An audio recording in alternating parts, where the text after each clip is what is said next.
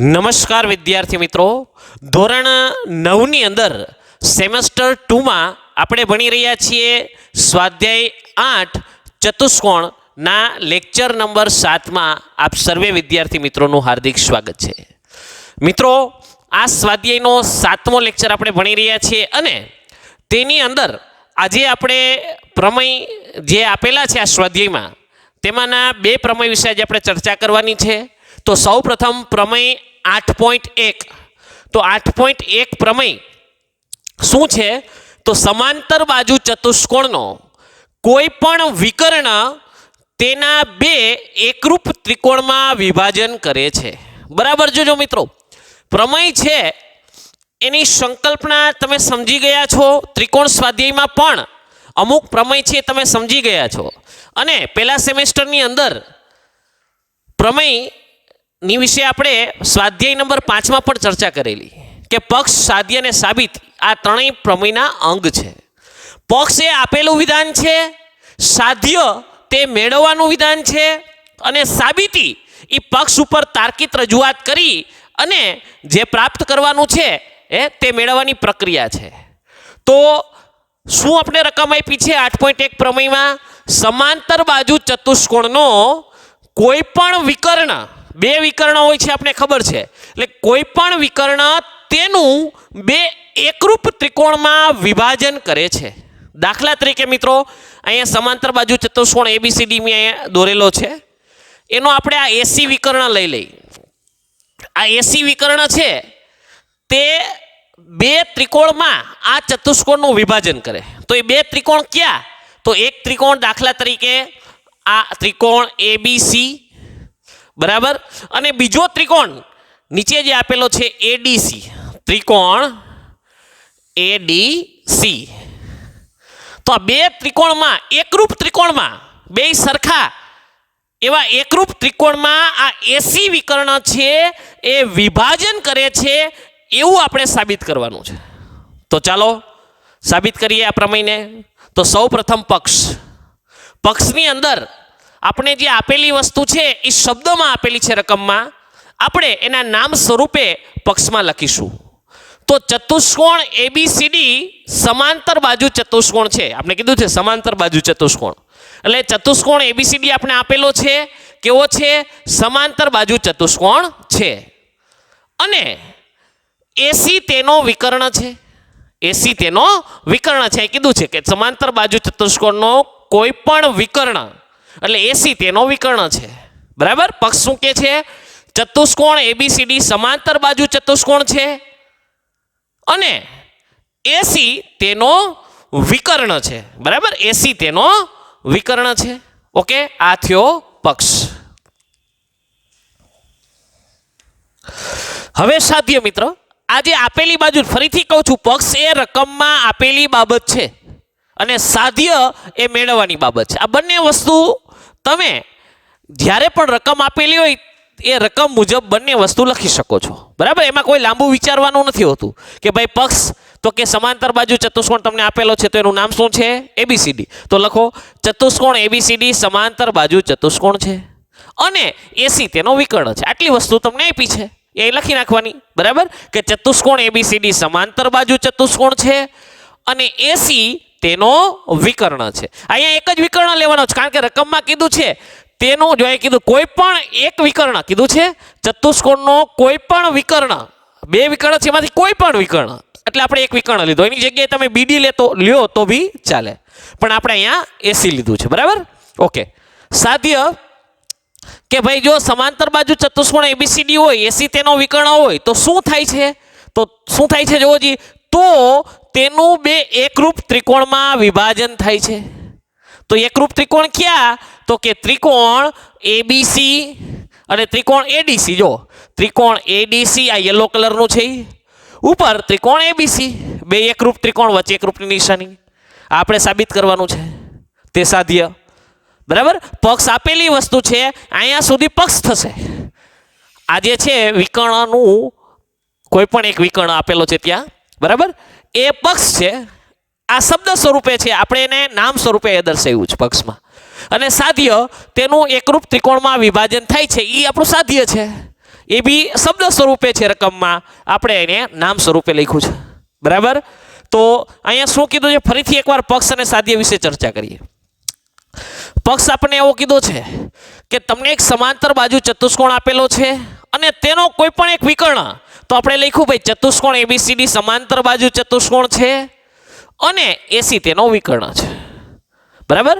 હવે તેનાથી શું થયું, AC તેનો વિકર્ણ છે સમાંતર બાજુ ચતુષ્કોણમાં, તો એમાંથી એના કારણે કઈ સંકલ્પના છે ઉદ્ભવી, તો કે જો એનો વિકર્ણ હોય તો તે બે એકરૂપ ત્રિકોણમાં વિભાજન કરે છે. તો એ બે એકરૂપ ત્રિકોણ ક્યાં, તો ત્રિકોણ ADC આ ત્રિકોણ અને ત્રિકોણ ABC એ ઉપલો ત્રિકોણ, બે ત્રિકોણમાં વિભાજન કરે છે. એટલે આપણે લખ્યું ADC એકરૂપ ABC એકરૂપ ત્રિકોણમાં વિભાજન કરે છે એવું કીધું છે. જો તો એ સાધ્ય રેડી. હવે આપણે સાબિત કરીએ કે ભાઈ AC નો વિકર્ણ હોય તો આ બે ત્રિકોણ એકરૂપ શું કામ થાય છે, જોઈએ સાબિતીમાં. તો આપણે પક્ષ આપ્યો છે, એના ઉપર આપણે કામ કરીશું. તો પક્ષ શું છે, ચતુષ્કોણ ABCD સમાંતર બાજુ ચતુષ્કોણ છે, બરાબર. હવે એમાં બે ત્રિકોણ બન્યા, ત્રિકોણ ADC અને ત્રિકોણ ABC, ત્રિકોણ ADC અને ત્રિકોણ ABC. આ બે ત્રિકોણમાં AD સમાંતર BC, જોજો બરાબર, બે ત્રિકોણમાં AD સમાંતર BC એટલે કે AD અને BC એ સમાંતર બાજુ છે. જો છે બે ત્રિકોણમાં ક્યારેય છેદશે નહીં, સમાંતર બાજુ છે ક્યારેય ભેગી થશે નહીં, છેદશે નહીં. તો એ બે સમાંતર બાજુ છે અને આ AC તેની છેદિકા છે. જો AC છે એ શું છે, તેની છેદિકા છે, ટચ થાય છે, બરાબર. AD અને BC બે સમાંતર બાજુ છે. સમાંતર બાજુ કોને કહેવાય, કે જે બે રેખાઓ છે પરસ્પર ક્યારેય છેદે નહીં તે બે રેખાઓને સમાંતર બાજુ રેખાઓ કહેવાય.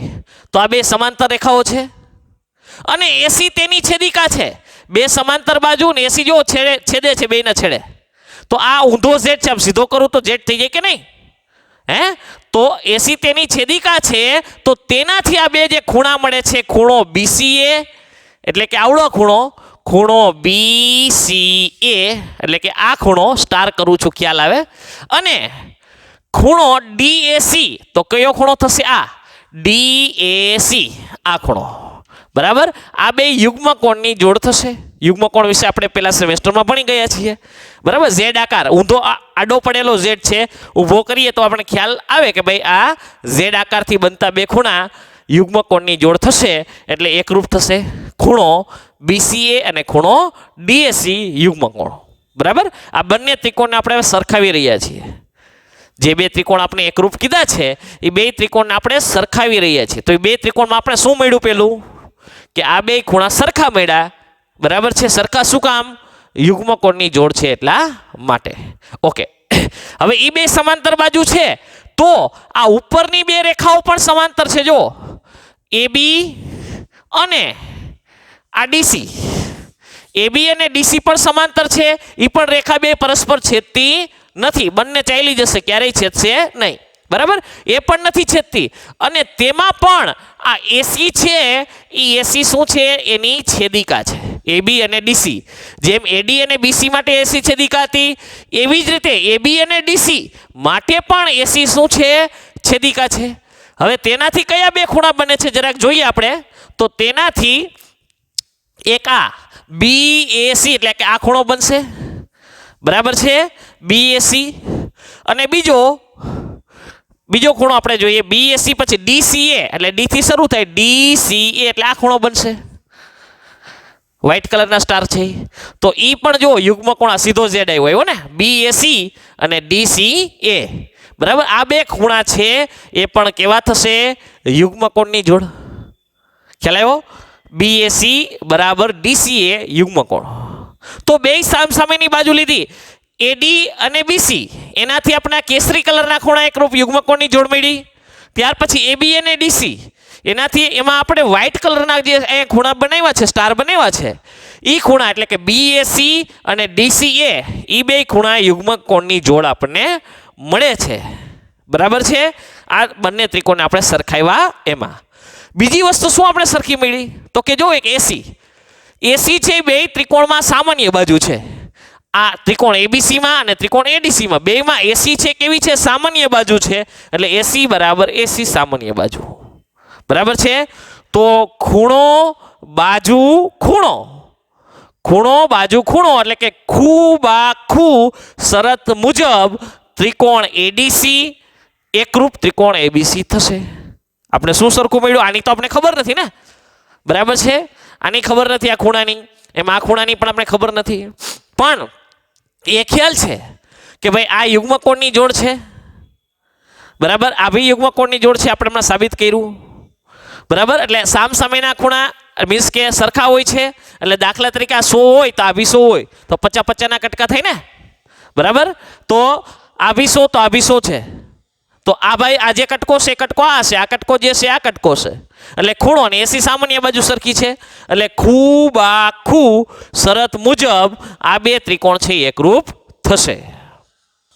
તો મિત્રો અહીંયા આપણે સાબિત કરી ચૂક્યા કે સમાંતર બાજુ ત્રિકોણમાં સમાંતર બાજુ ચતુષ્કોણમાં કોઈ પણ એક વિકર્ણ લઈએ તો એ વિકર્ણ બે એકરૂપ ત્રિકોણમાં વિભાજન કરે. આપણે સાબિત કર્યું. બરાબર છે. કેવી રીતે, શા માટે, બધા પ્રશ્નોનું સોલ્યુશન અહીંયા આપણે સાબિતીમાં જોયું. કંઈ ના આવડે તો આપણે પક્ષ અને સાધ્ય તો સિમ્પલ રીતે લખી શકીએ કે આપેલી વસ્તુ જે છે એ પક્ષ છે કે ભાઈ સમાંતર બાજુ ચતુષ્કોણ એબીસીડીમાં એસી વિકર્ણ છે. બરાબર, એ પક્ષ થયો. મેળવવાનું જે છે એ શું છે? સાધ્ય છે. શું મેળવવાનું છે? કે એકરૂપ ત્રિકોણમાં વિભાજન કરે છે. તો એકરૂપ ત્રિકોણ ક્યાં? તો કે ત્રિકોણ એડીસી એકરૂપ ત્રિકોણ એબીસી. એડીસી આપણે જોઈએ, આકૃતિ જોતી જઈએ એટલે ખ્યાલ આવે. એડીસી એટલે આ ત્રિકોણ અને ત્રિકોણ એબીસી એટલે ઉપરનો ત્રિકોણ. બરાબર, એ આપણે સાબિત કરવાનું છે. આ બે એકરૂપ ત્રિકોણ છે. હવે શરૂઆત કરીએ તો સૌપ્રથમ એ બે ત્રિકોણને સરખાવવા છે આપણે. બરાબર છે. એ બે ત્રિકોણ એકરૂપ સાબિત કરવા માટે એ બે ત્રિકોણના અંગો વિશે આપણે ચર્ચા કરવી પડશે. જેમ ગયા પીરિયડની અંદર આપણે રાઇડરમાં કર્યું તે પ્રમાણે. તો એ બે ત્રિકોણ લઈએ, જો ત્રિકોણ એડીસી અને ત્રિકોણ એબીસી, એની અંદર સામસામેની બાજુ એક એડી અને બીસી એ બે સમાંતર બાજુ છે, ક્યારેય છેદતી નથી. આ સમાંતરની નિશાની છે ઊભા લીટાઈ. એ સમાંતર બાજુ છે અને એસી તેની છેદિકા છે. એ બે બાજુને છેદે છે. આ એસી પોતે એકબીજાને છેદતી નથી પણ એસી છે એ બેને છેદે, છેદિકા છે. તો એના કારણે ખ્યાલ આવે કે ઝેડ આકાર બન્યો, સુતેલો ઝેડ, તો યુગ્મકોણ બને. તો યુગ્મકોણ જો કેસરી કલરના દોર્યા છે કે બીસીએ અને ડીએસી, અહીં લખ્યું પણ છે બીસીએ અને ડીએસી યુગ્મકોણ. એટલે આ બે ખૂણા યુગ્મકોણ થયા. ચાલો, આ બે જોડ છે સમાંતર છે એના દ્વારા આપણે મળ્યું. તો એવી રીતે આ ઉપલી નીચલી છે જે એ પણ સામસામેની જોડ સમાંતર છે. તો એબી તથા એબી સમાંતર ડીસીમાં એસી છેદિકા છે. આપણે આ લીધી હતી, હવે આ બે લઈ, એમાં પણ એસી છેદિકા છે. બરાબર, તો એના દ્વારા પણ યુગ્મકોણ થાય છે. જુઓ, ઝેડ આકાર બને છે. હે, તો કયો ખૂણો એમાં? તો કે વ્હાઇટ કલરનો બીએસી અને ડીસીએ. એટલે આ અને આ ખૂણો બે યુગ્મકોણની જોડ થાય. બરાબર, ઓકે. ખૂણો યુગ્મકોણ મળી ગયો આપણને. હવે એસી સામાન્ય બાજુ છે, બંનેમાં છે, બંને ત્રિકોણમાં. જો આ ત્રિકોણમાં બી એસી આવે છે, ઓલા ત્રિકોણમાં પણ એસી છે. બંને ત્રિકોણની અંદર એસી સામાન્ય બાજુ છે. બરાબર છે. તો મિત્રો ખ્યાલ આવ્યો, એક યુગ્મકોણ, બીજો યુગ્મકોણ છે અને એક સામાન્ય બાજુ. આટલી વસ્તુ આપણે કોમન મળી. ત્રણ વસ્તુ મળે એટલે ખ્યાલ આવે કે ત્રિકોણ કઈ શરત મુજબ એકરૂપ થાય? તો કે ખૂણો, પછી બાજુ અને પાછો ખૂણો. બરાબર ને? ખૂણો બાજુ ખૂણો એટલે કે ખૂ બા ખૂ શરત મુજબ એ બે ત્રિકોણ છે એકરૂપ થાય. તો આ રીતે સમાંતર બાજુ ચતુષ્કોણ નો વિકર્ણ એકરૂપ ત્રિકોણમાં વિભાજન કરે છે, જે પ્રમેય છે 8.1 તરીકે આપણે સાબિત કર્યો. બરાબર છે. પરીક્ષાની અંદર પણ મિત્રો આ પ્રમેય 5 માર્ક્સની અંદર પૂછાતો હોય છે. એટલે બરાબર ગોખવો ને, ઘણા મિત્રો પ્રમેય છે ગોખે છે. યાદ રાખવો, ગોખવાની પ્રેક્ટિસ કરશો તો પ્રમેય કદાચ તમને અત્યારે આવડી જાય, પણ પછી થોડાક સમય પછી એ પ્રમેય છે ચોક્કસ ભૂલાઈ જશે. માટે ખાસ પ્રમેયને સમજો, એ શું કહેવા માંગે છે, આકૃતિ સાથે એની રકમને મેચ કરશો એટલે ઓટોમેટિક તમે આ પક્ષ અને સાધ્ય તો આવડવાનું છે. સાબિતી ઓટોમેટિક તમે ક્લિયર કરી શકશો, પણ થોડુંક વિચારવું પડશે થોડુંક ચિંતન કરવું પડશે, આકૃતિ સાથે બધું કામ કરવું પડશે, તો આરામથી તમે સાબિતી છે એ પણ પ્રાપ્ત કરી શકશો. બરાબર. 5 માર્ક્સની અંદર પ્રમેય હોય તો 1 માર્ક્સ છે પક્ષ સાધ્યના, 1 આકૃતિના અને 3 માર્ક્સ છે સાબિતીના હોય છે. એટલે ખાસ મિત્રો ધ્યાન રાખી પેલા પક્ષ બરાબર આપેલી વસ્તુ છે એને નોંધ કરી દો. સાધ્ય મેળવવાની વસ્તુ છે, બરાબર, જે મેળવવાનું છે. અહીંયા આપણે આ 2 ત્રિકોણ એકરૂપ મેળવવાના હતા, તો એ 2 ત્રિકોણ ઉપર કામ કર્યું. એ 2 ત્રિકોણના અંગોને સરખાવ્યા, તો એ 2 ત્રિકોણના અંગોને સરખાવતા આપણે માલુમ પડ્યું કે ભાઈ એમાં યુગ્મકોણની જોડ થાય છે અને સામાન્ય બાજુ આવે છે. એટલે ખૂબ આખું શરત મુજબ એ 2 ત્રિકોણ છે એ એકરૂપ થાય છે. બરાબર. આસાનીથી આપણે પ્રમેય 8.1 ક્લિયર કરી શકીએ. આગળ વધીએ મિત્રો. પ્રમેય 8.1 ખૂબ સરસ રીતે આપણે સમજીએ. કોઈ પણ પ્રમેયો મિત્રો ખાલી ચતુષ્કોણ માટે જ નથી કહેતો હું. ત્રિકોણનો હોય, વર્તુળ સ્વાધ્યાયનો હોય, કે કોઈ પણ ભૌમિતિક આકારો માટેના જે પ્રમેયો હોય છે તેની અંદર જે આકૃતિ આપેલી છે, એના અંગો છે, એના જે સિદ્ધાંતો છે એને બરાબર સમજેલા હોય તો પ્રમેય હોય કે રાઇડર એ તમારા માટે ખૂબ આસાન થઈ જાય છે. માટે એના સિદ્ધાંતો, એ આકૃતિ ને એના અંગો, આ 3 વસ્તુ શીખવી ખૂબ જરૂરી છે. એટલા માટે જ જ્યારે પણ આપણે ભૂમિતિનું સ્વાધ્યાય શીખીએ છીએ ત્યારે શરૂઆતમાં આપણે એના અંગો અને એના જે કંઈ ગુણધર્મો કે સિદ્ધાંતો હોય છે તેની બરાબર આપણે સમજ પ્રાપ્ત કરીએ છીએ. યાદ કરો ખૂણા અને રેખા ચેપ્ટરની અંદર દરેક ખૂણાઓને આપણે આકૃતિ સાથે બરાબર સમજેલા. એવી રીતે આ ચતુષ્કોણમાં પણ એના ગુણધર્મો અને આકૃતિને બરાબર આપણે સમજૂતી સાથે એની સમજ મેળવી હતી. બરાબર ને? તો આસાનીથી આપણે એ જે સિદ્ધાંત છે એ સિદ્ધાંતને આપણે સમજી શકીએ. તો હવે પ્રમેય 8.1 પછી પ્રમેય 8.7 આપણે સમજીએ. 5 માર્ક્સની અંદર આ પ્રમેયો પૂછાતા હોય છે. બરાબર છે. પ્રમેયના 3 અંક પક્ષ, સાધ્ય અને સાબિતી, જેમાં પક્ષ અને સાધ્ય આપણે રકમમાં જ આપેલા હોય છે અને એ પક્ષ અને સાધ્ય આધારિત જ સાબિતી હોય છે. તો જોઈએ પ્રમેય 8.7 આપણે આપેલો છે કે જો કોઈ ચતુષ્કોણના વિકર્ણો એકબીજાને દુભાગે તો તે ચતુષ્કોણ સમાંતર બાજુ ચતુષ્કોણ છે એવું સાબિત કરો. બરાબર. દુભાગવું એટલે સરખા 2 કટકા થવા, કે 2 વિકર્ણો છે કોઈ પણ ચતુષ્કોણના એ પરસ્પર એકબીજાને દુભાગે, એકબીજાના કટકા કરે. દાખલા તરીકે 8 સેન્ટીમીટરનો વિકર્ણ હોય તો એના કટકા થાય, દુભાગે. દુ એટલે 2 અને ભાગે એટલે ભાગવું, એટલે સરખા 2 કટકા, 8ના 4 કટકા થાય તો એ દુભાગ્યું કહેવાય. છેદે તો છેદવામાં સરખા 2 કટકા થાય એ જરૂરી નથી, પણ એ સ્પષ્ટ શબ્દ કીધો છે દુભાગે, એટલે સરખા જ 2 કટકા થાય તો તે સમાંતર બાજુ ચતુષ્કોણ છે એવું આપણે સાબિત કરવાનું છે. બરાબર છે. તો બહુ સરસ મજાનો પ્રશ્ન. શું આપેલું છે કે એક ચતુષ્કોણના 2 વિકર્ણો એકબીજાને દુભાગે તો તે ચતુષ્કોણ સમાંતર બાજુ ચતુષ્કોણ છે. બરાબર છે. તો પક્ષ શું થશે? સીધું મગજમાં લાઈટ થાય કે એક ચતુષ્કોણના 2 વિકર્ણો એ આપણે આપેલું છે ને. તો પહેલાનું જે વાક્ય હોય ને હંમેશા પક્ષ હોય અને તો પછીનું જે છે મેળવવાનું જે છે એ સાધ્ય હોય. તો શું પક્ષ છે કે એક ચતુષ્કોણના 2 વિકર્ણ. તો આપણે નામ સાથે લખશું પક્ષની અંદર કે ચતુષ્કોણ ABCDના વિકર્ણો AC અને BD એકબીજાને દુભાગે છે. આ AC વિકર્ણ અને આ BD વિકર્ણ એકબીજાને દુભાગે છે એ આપણે અહીંયા તો સુધીનું વાક્ય છે. જો તો એને આપણે પક્ષ તરીકે લીધું છે. અહીંયા શબ્દમાં છે, આપણે પક્ષમાં નામ સાથે લખવાનું છે. બરાબર છે. તો નામ સાથે આપણે લખ્યું છે કે ભાઈ એના 2 વિકર્ણો એકબીજાને દુભાગે છે. બરાબર. હવે સાધ્ય. તો સાધ્યમાં તો પછી શું છે? તો તે ચતુષ્કોણ સમાંતર બાજુ ચતુષ્કોણ છે. તો એ કયો ચતુષ્કોણ? તો કે ચતુષ્કોણ ABCD સમાંતર બાજુ ચતુષ્કોણ છે. નામ સાથે લખવાનું થઈ ગયું. જો રકમ આધારિત પક્ષ અને સાધ્ય થયા. તો પહેલાનું વાક્ય છે પક્ષ છે, પછીનું છે સાધ્ય છે. માત્ર ડિફરન્સ શું છે, ફેર શું છે કે રકમમાં ચતુષ્કોણનું નામ આપેલું નથી હોતું, આપણે નામ સાથે પક્ષ અને સાધ્યમાં લખવાનું થાય. બરાબર. અહીંયા શબ્દોમાં જ કીધું છે કે જો કોઈ ચતુષ્કોણના વિકર્ણો એકબીજાને દુભાગે તો એ કયો ચતુષ્કોણ? તો કે ABCD. અને એના કયા વિકર્ણ? તો કે BD અને AC. બરાબર ને? એટલે આપણે લખ્યું કે ચતુષ્કોણ એબીસીડીના વિકર્ણો એસી અને બીડી એકબીજાને દુભાગે છે. સાધ્ય તો તે ચતુષ્કોણ સમાંતર બાજુ ચતુષ્કોણ છે. તો એ કયો ચતુષ્કોણ? તો કે ચતુષ્કોણ એબીસીડી. તો આપણે લખ્યું ચતુષ્કોણ એબીસીડી સમાંતર બાજુ ચતુષ્કોણ છે. રેડી? રકમમાં જ આપણે પક્ષ અને સાધ્ય છે. ઓકે, હવે મેન વસ્તુ સાબિતી. તો સાબિતીમાં ચતુષ્કોણ એબીસીડીમાં એસી અને બીડી વિકર્ણો ઓ બિંદુએ દુભાગે છે.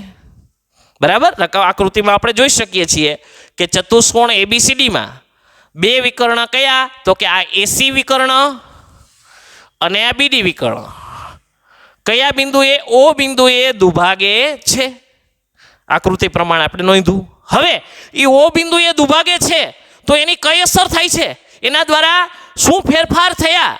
બે વિકર્ણ દુભાગ્યા છે ઓ બિંદુએ, તો એના કારણે કઈ વસ્તુ ઉદ્ભવી છે? તો એના કારણે શું બન્યું? તો એ ઓ બિંદુએ દુભાગ્યું તો આવું બન્યું કે ઓ એ બરાબર ઓસી, એટલે કે આ ઓ એ અને આ ઓસી એના બે કટકા થયા. જો આખું એસી વિકર્ણ હતું ને એના બે કટકા, અને બે કટકા ઇક્વલ બરાબર. જો બરાબર લખ્યું મેં, ઓ એ બરાબર ઓસી, એટલે ઓ એ એટલે આ કટકો અને ઓસી એટલે આ કટકો. દાખલા તરીકે 10 સેન્ટીમીટરનો વિકર્ણ હોય તો બંનેના કટકા કેટલા થાય? 5-5 થાય ને? બરાબર? 5-5 થાય તો સરખા બે કટકા થાય એટલે ઓ એ બરાબર ઓસી. એવી રીતે ઓબી બરાબર ઓડી થશે. બરાબર? આ ઓબી બરાબર ઓડી. ઓડી ગાડી નહીં હો, આ વિકર્ણના કટકાની વાત છે આપણે. હા, વળી ઓડી ગાડીની વાત આવી જશે. OB equal Audi. બરાબર? જેમ આ બે કટકા થયા દુભાગવાથી સરખા, એમ આ બે કટકા પણ સરખા થાય છે. એ શું કામ થયા? આ અસર થઈ એટલા માટે. ઓ બિંદુએ દુભાગે છે એના કારણે ઓ એ બરાબર ઓસી અને ઓબી બરાબર ઓડી થયા. બરાબર? સરખા બે કટકા થયા. હવે કટકા થયા, બીજી શું અસર થઈ? તો મિત્રો જો ત્રિકોણ એઓબી સરખા થયા એટલા માટે ત્રિકોણ એઓબી ત્રિકોણ સીઓડી પણ સરખા થયા. શા માટે? તો જોઈએ આપણે. ત્રિકોણ એઓબી એટલે કયો? તો ત્રિકોણ એઓબી એટલે આ ત્રિકોણ થશે એઓબી, આ ત્રિકોણ, અને બીજો ત્રિકોણ સીઓડી એટલે સીઓડી, આ ઉપલો ત્રિકોણ. આ બે ત્રિકોણ ઇક્વલ થયા. કેવી રીતે? શા માટે સરખા થયા?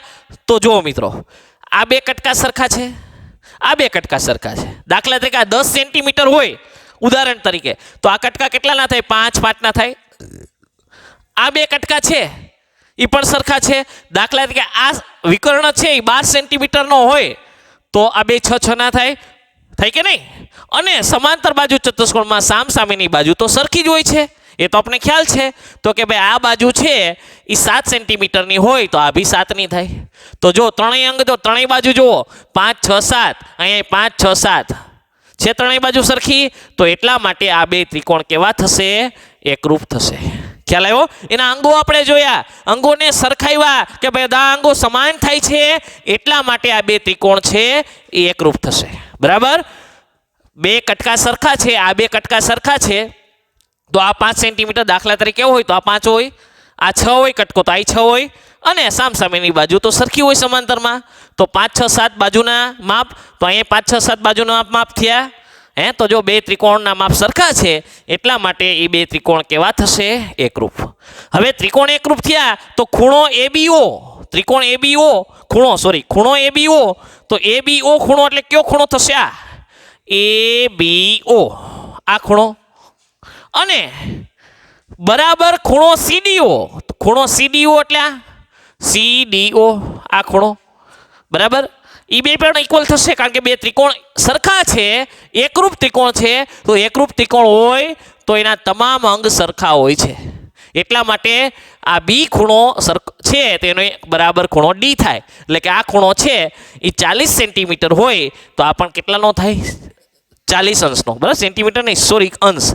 40 અંશનો હોય તો આ ખૂણો પણ 40 અંશનો થાય. બરાબર? એટલે એ બે ખૂણા પણ સરખા થાય. આ પરથી, આના ઉપરથી આપણે એ કહી શકીએ કે એબી સમાંતર સીડી, એબી સમાંતર સીડી જોજો બરાબર, બે ત્રિકોણ ઉપરથી આપણે કહીએ છીએ બે ત્રિકોણ સરખા છે, આ બે ખૂણા સરખા છે, બરાબર, વિકર્ણના કટકા સરખા છે, તો એના ઉપરથી કહી શકાય કે AB સમાંતર DC છે, બરાબર, AB સમાંતર CD અથવા DC, અને તેથી BC બરાબર AD, એટલે કે BC બરાબર AD પણ થશે. જો આ બે સમાંતર હોય તો આ બે પણ બાજુ કેવી છે? સમાંતર, કારણ કે આ ખૂણા એકરૂપ છે, તો આ બે બાજુ પણ એકરૂપ થાય.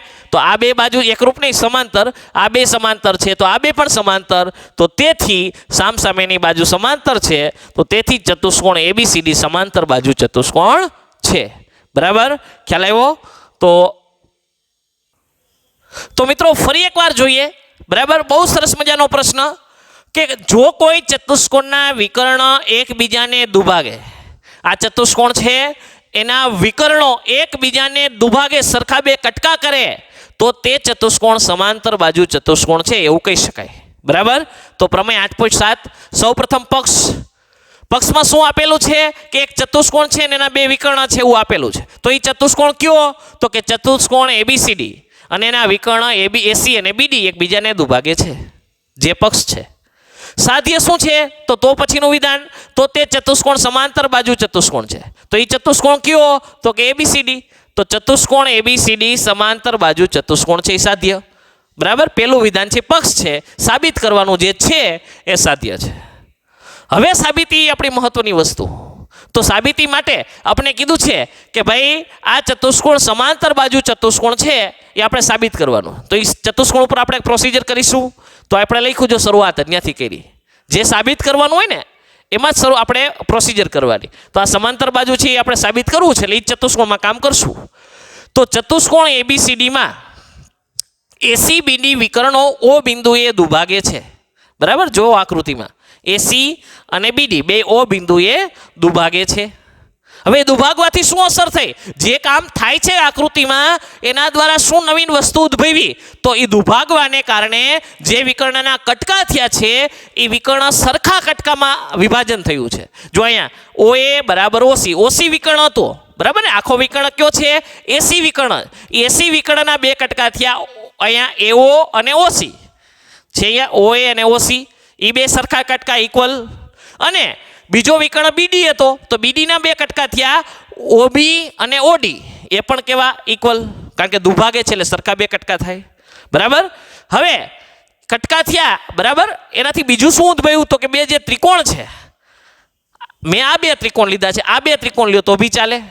તો બે ત્રિકોણ ક્યાં? તો કે ત્રિકોણ AOB અને ત્રિકોણ COD.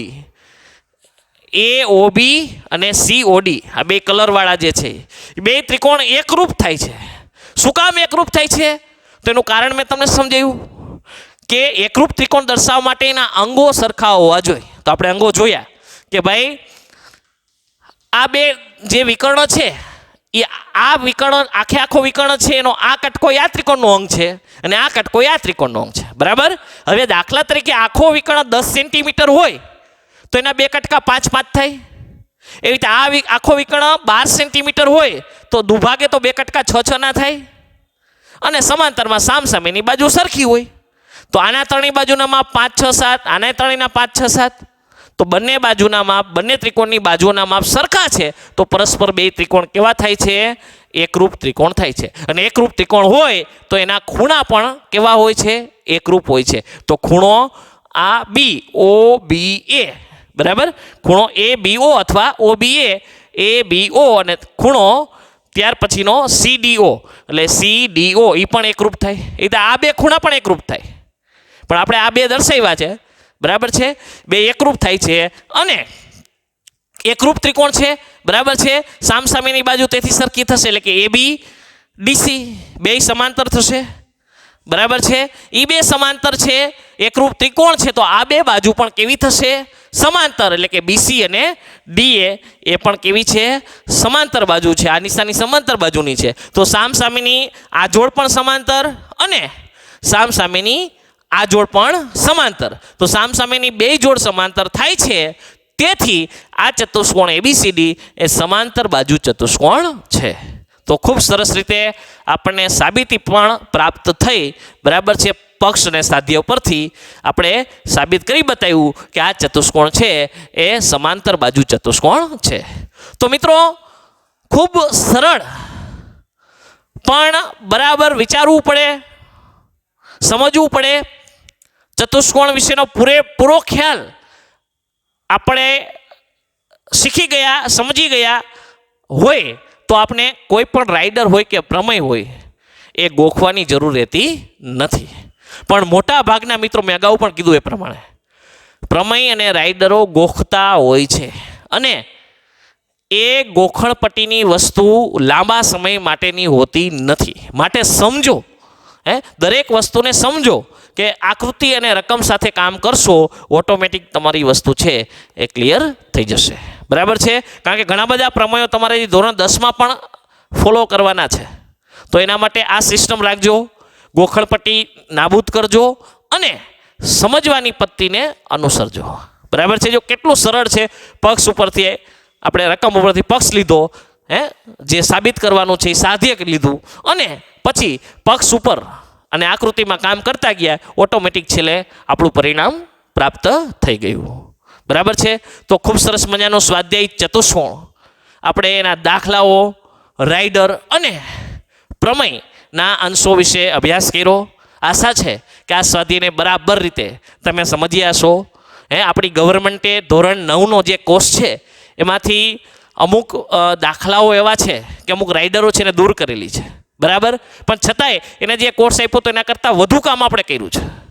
તો ખૂબ સરસ રીતે આપ શીખાશો. હોમવર્ક પણ ખૂબ સરસ રીતે દરેક લેક્ચરમાં કર્યું હશે. એવા આશા સાથે આજનો લેક્ચર તેમજ આ સ્વાધ્યાય પણ આપણે અહીંયા સમાપ્ત કરીએ છીએ. ફરી પાછા નવા સ્વાધ્યાય સાથે નવા લેક્ચરમાં અને નવા ઉત્સાહથી ફરી મળીશું. રજા લઈએ. જય હિન્દ, જય ભારત, આભાર.